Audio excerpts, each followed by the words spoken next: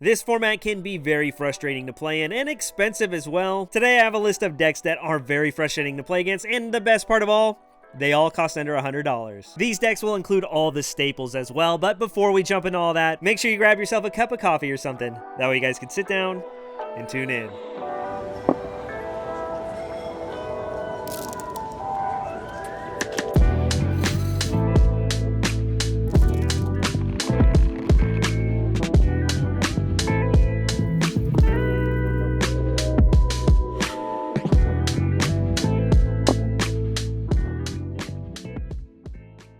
Alright, welcome back to the channel. I'm glad you're here because today I have 5 different decks that can all be annoying to play against. And yes, they really are all under $100. Another thing to note is if you already have access to some of the staple cards these decks are playing, then that's amazing because now these decks get even cheaper for you. But hopping into the first deck I wanted to showcase, it's the Raidraptor strategy. As you can see, this deck comes in around $72, and trust me, this deck is so annoying to play against. In case you didn't know, the goal of this deck is to summon multiple of the Rising Rebellion Falcon. This card is unaffected by card effects, plus when it succeeds summoned, you can wipe your opponent's field. You can also burn them as well, but the fact that you make multiples of these cards during your first turn is so annoying for any deck to overcome. The deck really is full of so many 1 and 2 card combos and a bunch of extenders as well. It can play around and through multiple hand traps, and as you can see, it includes a bunch of hand traps of its own as well. The non-engine could really be anything, but with all the Snake Eye decks running around, hand traps definitely feel like they're the best. Another thing to note is this deck makes 2 towers, so in the Tenpai matchup, there's really nothing they can do about it. Trust me when I say you have to test this deck out. It's so much fun to play and can be so annoying for so many decks in the format. There is also a build that includes Kali Yuga. It strays a little bit away from the pure build, but it essentially skips your opponent's turn. That build can be extremely annoying to play against as well, but I just think that this is the best build into this current format. But now moving on to deck number 2, we mentioned it earlier,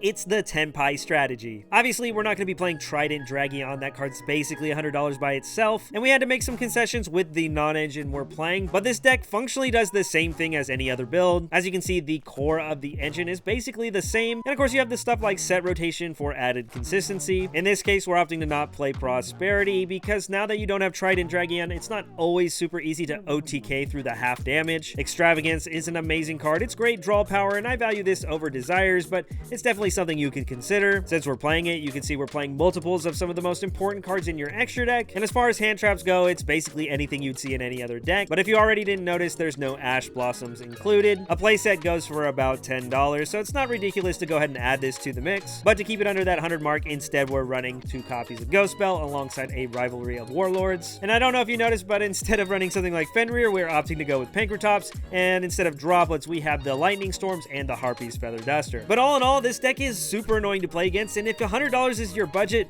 trust me, this is a great approach to take. Again, maybe you already had some of the better non-engine you could include in here, which makes this deck even crazier. Now, before we hop into the next one, I just wanted to showcase this amazing gear you can get at Smart.TCG. They have some really cool deck boxes, all magnetic and all with interchangeable parts. Plus, these smart field centers are so beautiful, and the fact that you can sync them up with any app on your phone is amazing. For me, I have it set up with Neuron, so anytime I go to locals, I just tap my phone to the field center and boom, I'm ready to go. The link to the website is down below, and if you're looking to help the channel out, make sure you use code Cards&Coffee10 at checkout. This will save you 10% off your entire purchase, plus a portion of that purchase comes back to the channel, and it helps me make content for you. But now, hopping into deck number 3, this one actually shouldn't be a surprise to anybody. It's the Floowandereeze strategy. I've mentioned this deck before in previous budget videos, so I'm not going to talk about it too much. Again, this deck only costs $52, so when it comes to the best bang for your buck, there really isn't a better option out there. I guess technically it might cost you a couple of dollars more because you need an extra deck for your Pot of Prosperity. Again, if you're on a hard budget, you can throw 15 random cards in that extra deck.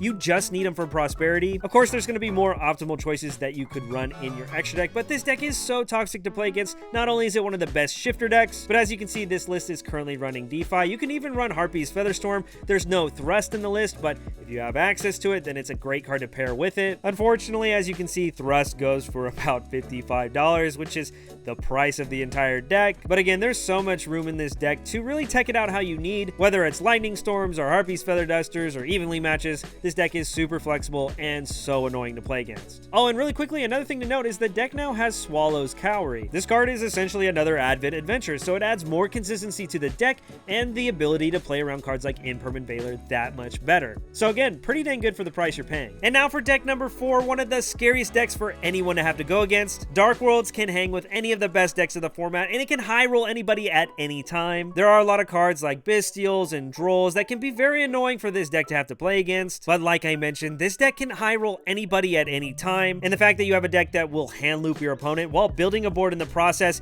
really is toxic for any deck to have to go against. Some decks like Branded aren't even playing hand traps, and Tenpai is basically telling you to go first, so they better have multiple hand traps to help stop you. By no means am I saying this is the best of these budget decks, because there's definitely some flaws this deck has, but coming in at only $85, this deck is scary for anybody to have to play against, and for that reason I felt like I had to include it. One quick note is there's no Thrust in this list. Again, that's a $50 card, so it would put it over the 100 mark. Cards like Allure of Darkness aren't needed, and it's definitely a flex slot. This deck has so much room to mess with. As you can see, we're also playing the Jen and Ken package, and these cards are so insane in this deck, essentially acting like a graceful charity. Like I said, this deck has its flaws, and by no means is it perfect, but when it comes to toxic decks, there's really no other decks that can compare to this. And now for the final deck, I'm sure it's to nobody's surprise, it's Runick Stun. This deck is so annoying to play against, and I was a non-believer for the longest time. It took a YCS champion to convince me, and shortly after, we saw even more top competitors topping at YCSs with this deck. Shoutouts to Brian Chen, but this deck is so annoying to have to play against, and it's really equipped to deal with anything in the meta. It comes in around $91. You get all the floodgates, all the consistency cards, and of course it even comes with the Awados and all of the extra deck. We don't have SP or Typhon, but again, we have a little rank 4 toolbox just in case you normal summon Awado and of course special summon the Jerry. Most of the time that's irrelevant, but it is still nice to have that option. But trust me, if you're really looking for a deck that is toxic and annoying for your opponent to have to play against, that actually is good in this format,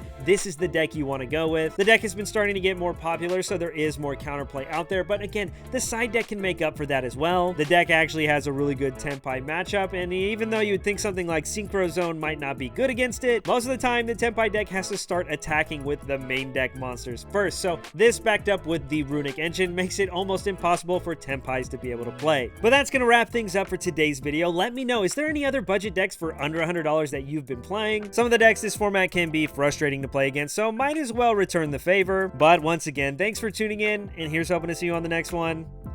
Peace.